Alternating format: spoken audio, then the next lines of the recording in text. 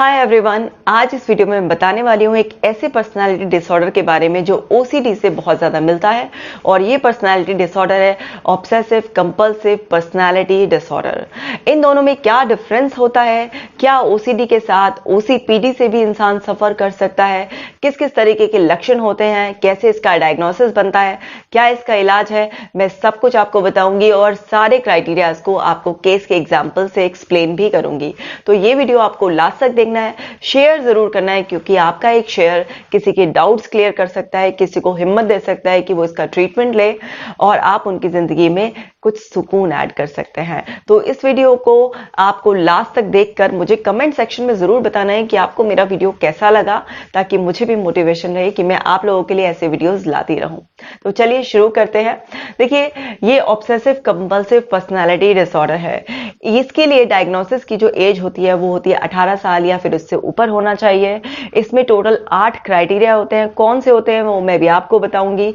इसी तरह से इसमें स्टेट वर्सेस स्ट्रेट देखते हैं। स्टेट एक टेम्परेरी मेंटल स्टेट भी होती है जो कुछ टाइम के लिए बनी रहती है, लेकिन उसके बाद वो बदल सकती है। लेकिन जो ट्रेट होता है वो आपका स्वभाव होता है, जो कि आपके साथ बना ही रहता है। इसी तरह से डायग्नोसिस जब हम बनाते हैं तो जो 8 क्राइटेरिया मैं आपको बताऊंगी उसमें से 4 प्रेजेंट होने चाहिए और उसमें जो सिम्टम्स होने चाहिए उनकी ड्यूरेशन मैटर करती है एंड साथ के साथ उससे कोई डिसफंक्शन होना चाहिए, नहीं कि लाइफ में कोई परेशानी होनी चाहिए, तभी हम कह सकते हैं कि ये डिसऑर्डर आपको है। एंड इसका जो ट्रीटमेंट है वो मेनली साइकोथेरेपी से होता है, साइकोलॉजिस्ट के द्वारा। इस वाले डिसऑर्डर में मेडिसिन का रोल नहीं होता। जैसे ओसीडी में तो अगर बहुत सीवियर लेवल पर पहुंच जाए तो सिम्टम्स को कंट्रोल करने के लिए कई बार इनिशियली लोग मेडिसिन भी लेते हैं, लेकिन इस वाले पर्सनालिटी डिसऑर्डर में मेडिसिन का कोई रोल नहीं होता। तो सबसे पहले क्राइटेरिया चेक करेंगे। अब मैंने ये वीडियो क्यों बनाया, बिकॉज मैंने इसलिए बनाया कि मेरे पास एक कपल आए जिनको ये था कि इनको ओसीडी है, लेकिन जब मैंने उनसे बातचीत करी, पूरी हिस्ट्री ली, तो पता चला उनको ओसीडी नहीं, उनको ओसीपीडी था। तो कई बार लोग कंफ्यूज हो जाते हैं, कई बार ओसीपीडी और ओसीडी मिक्स होकर कुछ लोगों को आती है। तो समझ लेते हैं कि इन दोनों में क्या डिफरेंस है, क्या क्या क्राइटेरिया होते हैं। देखिए, यहाँ पर स्क्रीन पर आपको 8 क्राइटेरिया दिखाई देने हैं, जिसमें से मैं ऑलरेडी बता चुकी हूँ कि 4 प्रेजेंट होने चाहिए और उसकी वजह से आपकी लाइफ में दिक्कत जरूर होनी चाहिए। ऐसा नहीं है कि अगर आप वो प्रेजेंट होते हुए भी खुश है, आपकी फैमिली खुश है, तो फिर कोई परेशानी की बात नहीं है। लेकिन अगर आप तो खुश हैं लेकिन आपकी फैमिली में बहुत ज्यादा दिक्कत आ रही है और लेटर आपको भी दिक्कत, ऐसा महसूस हो रहा है कि शायद मेरे साथ कुछ ठीक नहीं है, तो जो पहला क्राइटेरिया है वो है perfectionism to the point that task is not complete. इस लेवल का परफेक्शन कि आपका काम ही पूरा नहीं हो पा रहा है। तो अब मैं उस केस का एग्जांपल देकर बताऊंगी। देखिए, वो जो सज्जन मेरे पास आए थे उनकी एज 48 ईयर्स थी और वो अपनी वाइफ के साथ आए थे और उनके 2 बच्चे भी थे।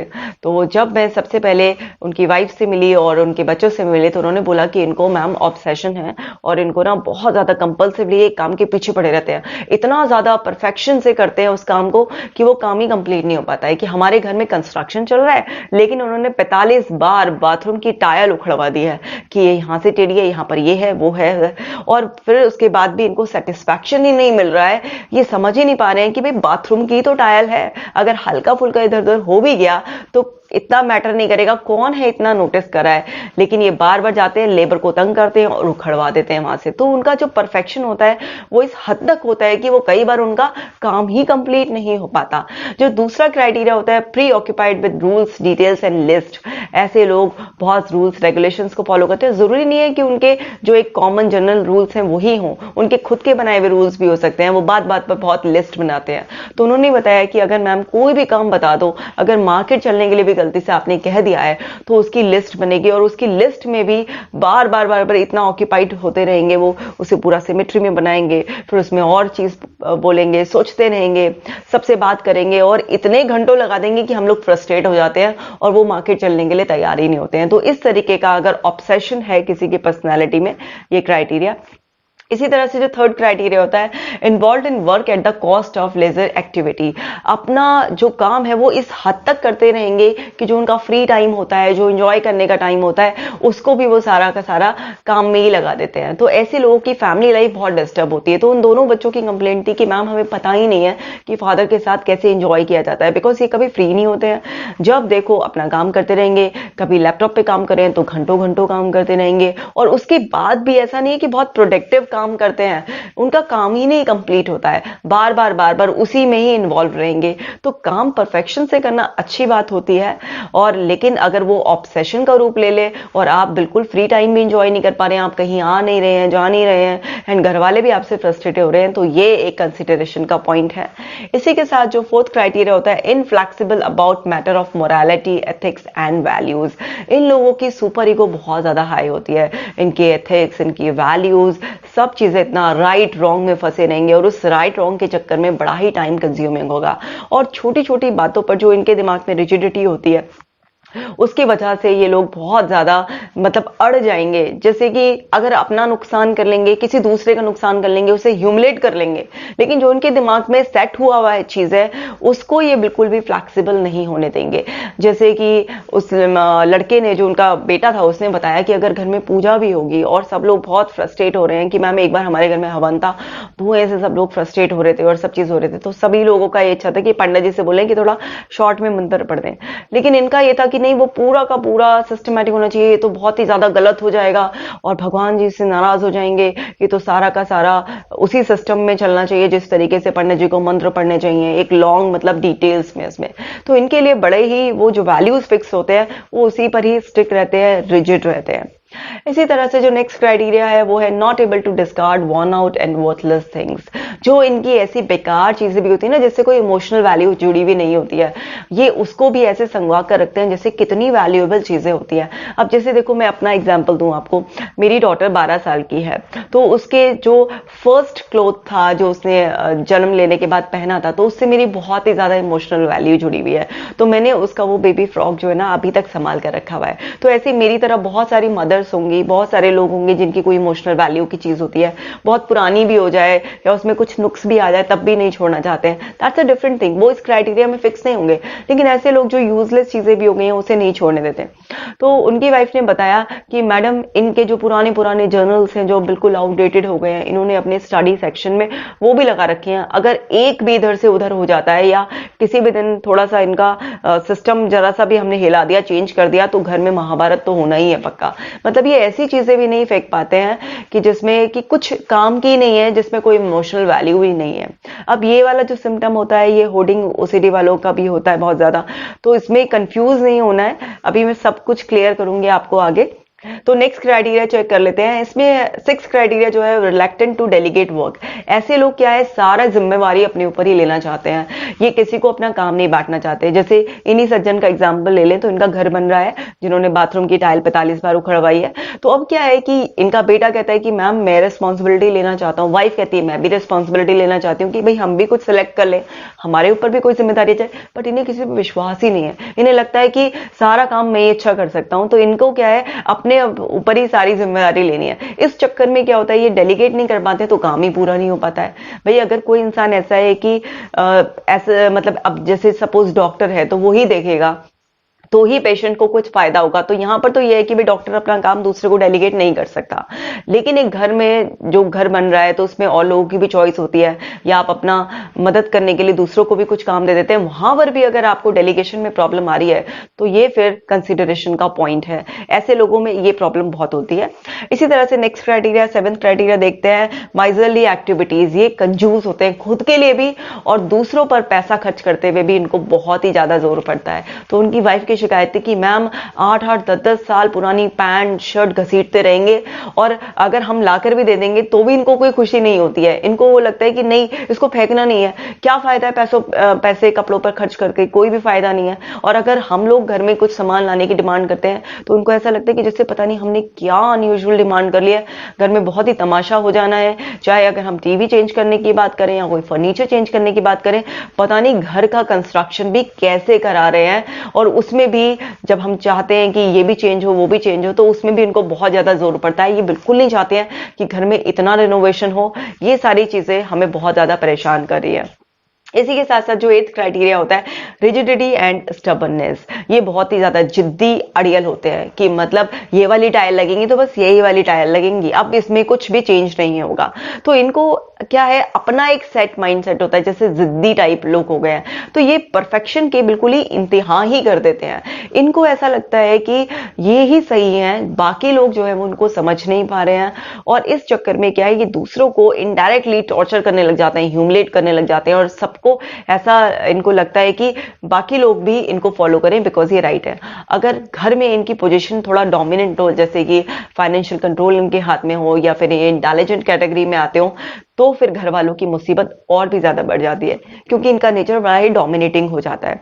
जो डिपेंडेंट होते हैं वो क्या होता है, उनकी मजबूरी होती है, जैसे बच्चे उनके अभी छोटे थे, उनकी शादी नहीं हुई थी, तो वो लोग क्या थे कि मैम हम बोल रहे थे कि इतना फ्रस्ट्रेट हो गए हैं इनसे कि ऐसा मन करता है कि घर छोड़कर चले जाएं, या हम अपनी जॉब पर चले जाएंगे तो हम वापस घर नहीं आएंगे। तो घर वालों के लिए भी कई बार इतनी मुश्किल आ जाती है, तो ये परफेक्शन की इंतहा ही कर देते हैं। ये बहुत ही सिस्टमैटिक, ऑर्गेनाइज्ड, लॉजिकल, और मतलब हद से ज्यादा ही होते हैं कि इनका काम ही अधूरा नहीं हो पाता, पूरा नहीं हो पाता है, अधूरा सा ही रह जाता है। अब अगर कोई इंसान परफेक्शनिस्ट हो और वो परफेक्शन से काम करे और बहुत ज्यादा अच्छी तरक्की करे तो बहुत ही अच्छी बात है। ऐसे बहुत सारे आपने सेलिब्रिटीज देखे होंगे, मूवी मेकर्स देखे होंगे, और लेकिन जब ये परफेक्शन की इंतहा ही करते हैं और काम इनका अधूरा रह जाए तो ये यहाँ पर प्रॉब्लम वाला होता है। अब ये जो 8 क्राइटेरिया मैंने आपको बताया है, इनमें से भाई 4 क्राइटेरिया फुलफिल होने चाहिए, और वो जो क्राइटेरिया फुलफिल हो रहे हैं तो उसमें क्या है कि घर वालों को भी दिक्कत होनी चाहिए, उनके जीवन में भी दिक्कत होनी चाहिए। अब ये जो डिसऑर्डर होता है, शुरुआत में आदमी को लगता है भाई ये तो मेरा स्वभाव है, मैं तो परफेक्शनिस्ट हूं, उसे लगता ही नहीं प्रॉब्लम है, और घर वालों को जब बहुत ज्यादा लगातार दिक्कत हो रही होती है तो कई बार ऐसे लोगों को रियलाइज होता है कि हाँ शायद उनके साथ ही उनकी पर्सनैलिटी में कोई दिक्कत है, तब वो कंसल्ट करते हैं। तो इसके लिए जो मेन मिलना चाहिए वो साइकोलॉजिस्ट से मिलना चाहिए, साइकोथेरेपी से ही इस नेचर को थोड़ा सा फ्लैक्स किया जा सकता है, और फिर जाकर इंसान इतना कंफर्टेबल हो पाता है कि अपने लिए भी और अपने फैमिली मेंबर्स के लिए भी। अब क्या होता है कि कई बार ना मेरे पास कुछ लोग ऐसे भी होते हैं जो एक आध क्राइटेरिया में फिट हो जाते हैं, फिर वो बोलते हैं मैम हमें ये डिसऑर्डर है।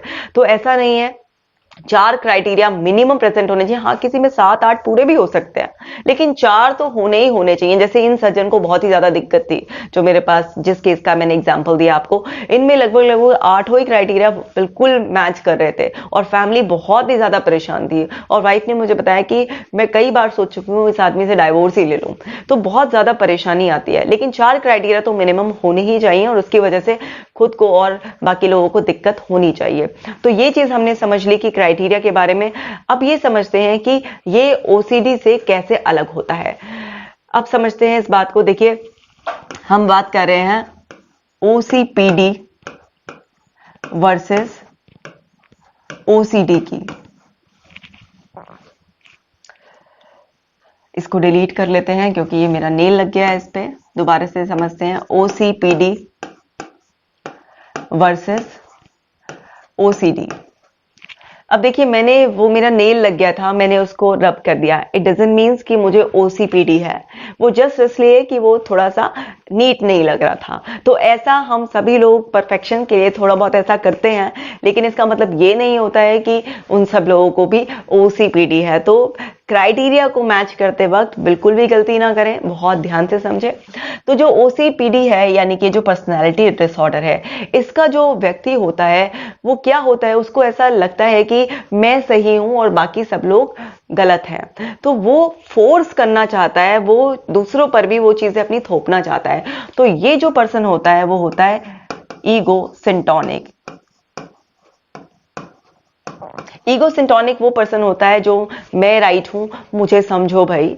और जो ओसीडी वाला, अब ओसीडी को जनरल तो आप मेरी इतनी सारी वीडियोस, मैंने मोर देन 40 वीडियोस बनाई हुई हैं, तो आप जानते ही हैं ओसीडी में ऑब्सेशन होता है, यानी कि बार बार थॉट दिमाग में आता है, और फिर उसकी वजह से कंपल्शंस भी आते हैं। तो कुछ को विजिबल कंपल्शंस भी हो सकते हैं, कुछ को मेंटल कंपल्शंस भी होते हैं।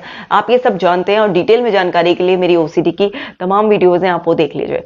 बट जो ओसीडी और ओसीपीडी में डिफरेंस है वो मैं बता रही हूँ। तो ओसीपीडी वाला ईगो सिंटोनिक होता है, यानी कि मैं सही हूं। जो ओसीडी वाला होता है वो ईगो सिंटोनिक नहीं होता, उसको ऐसा लगता है कि भाई जो मैं परेशान हूं, किसी दुश्मन को भी ओसीडी ना हो। ये उसके लिए बॉदरेशन वाला पॉइंट होता है। ये तो अपने रूल्स के हिसाब से हैप्पी होता है, लेकिन क्या होता है, ये वाला जो ओसीडी वाला होता है वो ईगो डिस्टोनिक होता है।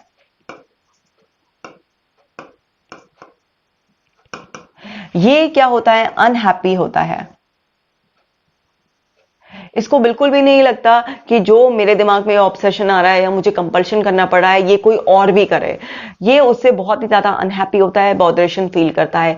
ये समझता है कि मेरे को ट्रीटमेंट की जरूरत है, मेरे साथ कुछ गलत हो रहा है, लेकिन ये पर्सन अपने आप को बिल्कुल सही समझता है। इसको लगता है कि नहीं, मेरा जो है वो ठीक है और दूसरे लोगों को भी ऐसे फॉलो करना चाहिए।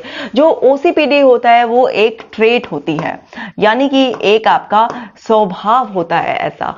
और जो ओसीडी होती है वो एक आपकी स्टेट होती है, यानी कि आपकी एक मानसिक अवस्था होती है जो पहले नहीं थी, लेकिन वो किसी कारणों की वजह से बन गई है और फिर वो थोड़े टाइम बाद चली भी जाती है, क्योंकि जब हम उसके साथ साइकोथेरेपी के अलग अलग थेरेपीज के सेशंस करते हैं तो वो स्टेट हमारे दिमाग से चली जाती है, बिकॉज हमारा थॉट चेंज हो जाता है। तो यहां पर पर्सन क्या होता है, वो रिजिड होता है। और यहां पर पर्सन जब उसको वो ऑब्सेशन और कंपल्शन की अर्ज हो रही होती है, बस उसी टाइम रिजिड रहता है, अदरवाइज ये फ्लैक्सिबल भी होता है। इसे पता होता है कि जो मेरे साथ हो रहा है वो ठीक नहीं हो रहा है और वो ठीक होना चाहता है। ये वाला पर्सन क्या है, वो डिनायल मोड में रहता है। उसे लगता है कि नहीं, मेरे को तो बिल्कुल भी जरूरत नहीं है। और ये वाला पर्सन जो है वो एक्सेप्टेंस मोड में रहता है कि हाँ, मेरे साथ प्रॉब्लम है, मुझे ठीक होने की जरूरत है। तो अब ये वाला जो पर्सन है वो बहुत ही ज्यादा फिक्स माइंडसेट का हो जाता है, मतलब उसका दिमाग वहां पर अटक जाता है। तो अब जो ऐसा पर्सन होगा वो क्या है, खुद भी परफेक्शन की चाहत रखेगा और वो दूसरों से भी, अपने फैमिली मेंबर से भी चाहेगा कि वो सब परफेक्ट हो। जैसे मुझे याद आ रहा है कि जब मैं स्कूल में पढ़ती थी तो मेरी एक फ्रेंड थी, जब हम उसके घर जाते थे, सुबह हम लोग साथ में स्कूल जाते थे, तो जब हम जाते थे तो हम देखते थे कि वो कई बार जैसे थोड़ा लेट हो रही होती थी तो ना ड्रेसअप हो रही होती थी, तो उसकी मम्मा नीचे स्कर्ट में से ऐसे धागे निकाल रही होती थी, क्योंकि उन्होंने जब प्रेस की भी होती थी तो क्रीज बनाकर ना उसको सुई धागे से इस तरीके से वो अटैच करके तो प्रेस करती थी। हम कई बार उसके घर खेलने जाते थे तो देखते थे कि आंटी प्रेस कर रही हैं। अब आंटी प्रेस करती थी तो वो क्या है, अंडरगारमेंट्स पर भी प्रेस करती थी।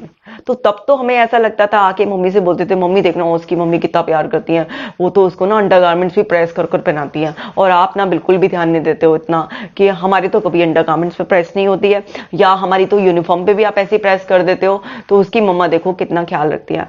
तो तब तो नहीं पता था, लेकिन अभी समझ में आ रहा है कि वो आंटी में बहुत सारे जो थे ये ओसीपीडी वाले लक्षण थे, और उनको ओसीपीडी था, क्योंकि जब भी हम उनके घर जाते थे वो किसी ना किसी काम में उलझी रहती थी, बच्चों के साथ कभी इंजॉय नहीं करती थी, और बहुत ही ज्यादा डिसिप्लिन में, ओवर डिसिप्लिन में अपने बच्चों को रखती थी।